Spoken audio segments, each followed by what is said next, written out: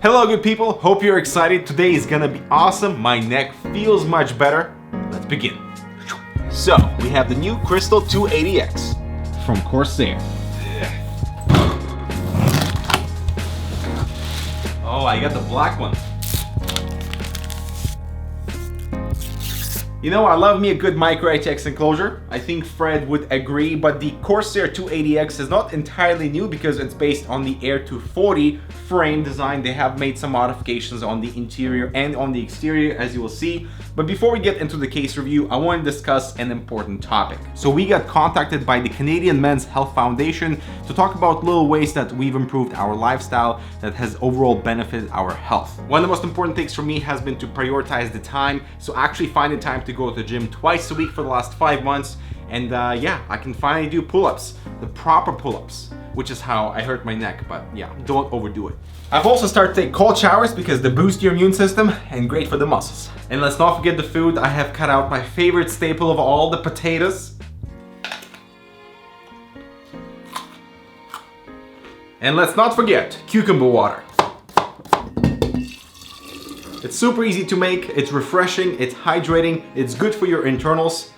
Why not? Now, this whole idea of don't change much campaign is awesome because it's all about the incremental little changes that you can make in your life now that benefit you overall in the long term. So 2 hours a week for me, the workout is not a significant amount of time, but I feel better, I have more energy in front of the camera, I can write faster, boom. So don't change much, that's the message. Check out the links below for more information.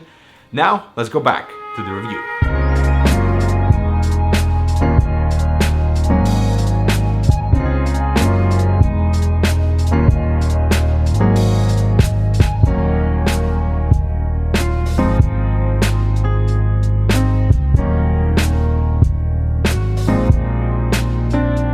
Alright good people, so the system is now assembled and the entire experience has been extremely satisfying, and I really hope to see more dual chamber layout cases in the future, because this whole thing of moving your hard drives and the power supply to the back of the case instead of a bottom chamber, it widens the case, but in terms of actual like height of the case, it is significantly smaller than your other micro-ATX cases. And you know, looking at something like this next to the Lian PC011, you can definitely see that both of them share that dual chamber layout and are therefore extremely compact cases when compared to standard mid towers. Now, design-wise, this is part of the Crystal Series, which means it is loaded with glass panels, the front, the top, and the side. I do like the front glass panel, how it sits on these like pegs at the bottom. It is not removable. You have to remove the entire front panel in order to reach the dust filter and that fan mount, while the top one is mounted via these really long thumb screws,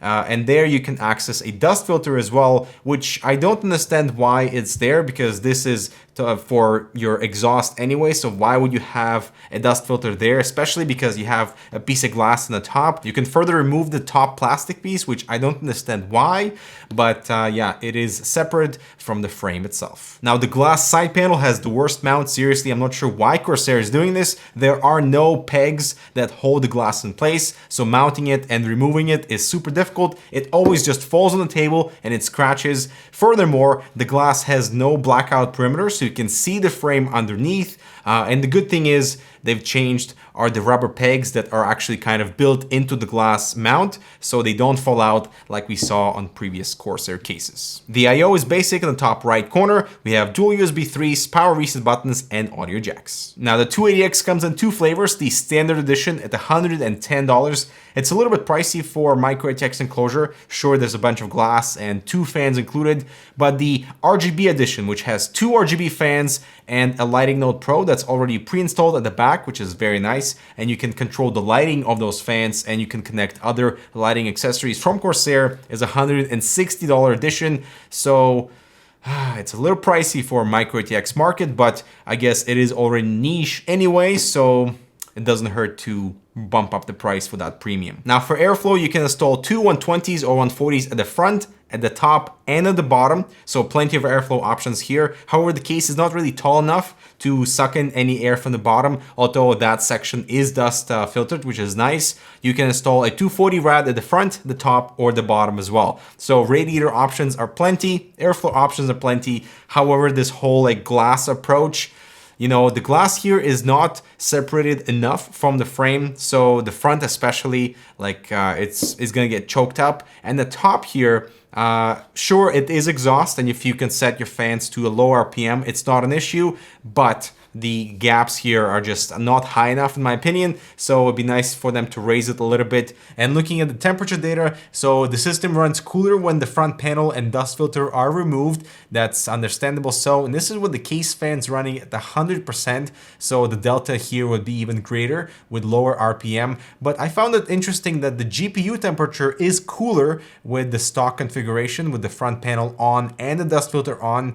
Not sure why. If you do, let me know in the comments. Coming inside, I love the interior, plenty of space to work in and route your cables. However, a standard microATX motherboard will cover those two rubber grommets, so you'll be just left with one, unless you go with an ITX motherboard or a non-traditional microATX form factor. There's plenty of room above the motherboard for a radiator and a set of fans. The same thing in the front, and here I have mounted my Sapphire Pulse Vega 56, which is an 11-inch GPU, and I still have about 80 millimeters of clearance from the front, so you can definitely route RAD there and not really compromise your GPU clearance. The one thing I will say about this whole bottom section is that it doesn't really make sense for airflow because it's not high enough, and number two, my motherboard cables are all over the place. They kind of block access to those mounts. So unless you're going for an ITX motherboard that is significantly smaller and allows that clearance at the bottom, only then you could use those fan mounts. Now coming to the back, I love how much room we have for all the cables.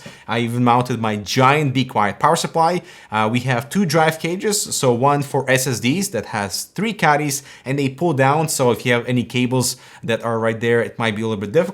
But then we have another one that you can access from the back, and that has two 3.5-inch caddies. And it's really awesome that both of these cages are removable, so you can install things outside of the case and then remount them back, or just have this entire section clear if you don't need that area for storage. As you can see, cable management is absolutely flawless. I do like how the top rubber grommet that is covered by the motherboard still has a little bit of clearance, so you can pass some cables through it, but the other one is actually in a really good position for that 24-pin cable and those SATA cables too. Now with my cooler mounted in the standard orientation, I wish that we had a slightly more open rear exhaust section, because you cannot mount any fans here. That space is just too little, so it would be nice to have a slightly more open section so airflow can simply exit, which is why I left the top exhaust fan to kind of aid with this whole airflow exhaust situation at the back. All right, so those are my thoughts for the 280X. I really want to see more dual chamber layouts from Corsair and other companies, because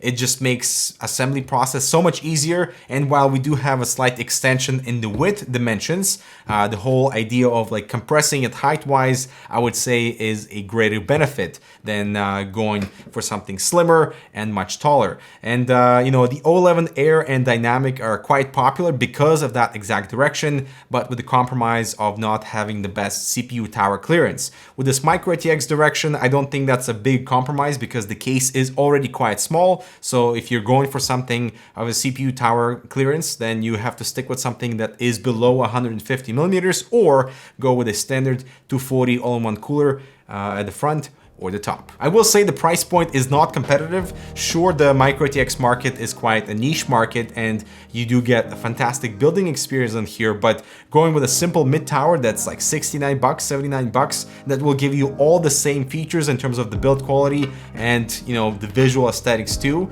like the Meshify C, the P350X, and many others. But again, those are ATX cases, and I feel like for microATX direction, there aren't that many specific microATX cases that could compete with something like this. But then you could also argue that buying a standard mid tower and then populating a microATX motherboard inside has its benefits of cost savings for sure. One of the best gaming headsets is now available through Massdrop. The PC37X has fantastic drivers, incredible comfort, and the best microphone in the class. Plus, they look awesome for a gaming headset. Check out the drop, link below. Now, I would love to hear what you think about the Crystal 280X. Let me know in the comments below. Don't forget to subscribe. Make sure to check out our new boot sequence channel and this other relevant content here too. And yeah, check out those links about living a healthier lifestyle through those incremental changes. Thanks so much for watching. We'll see you in the next video.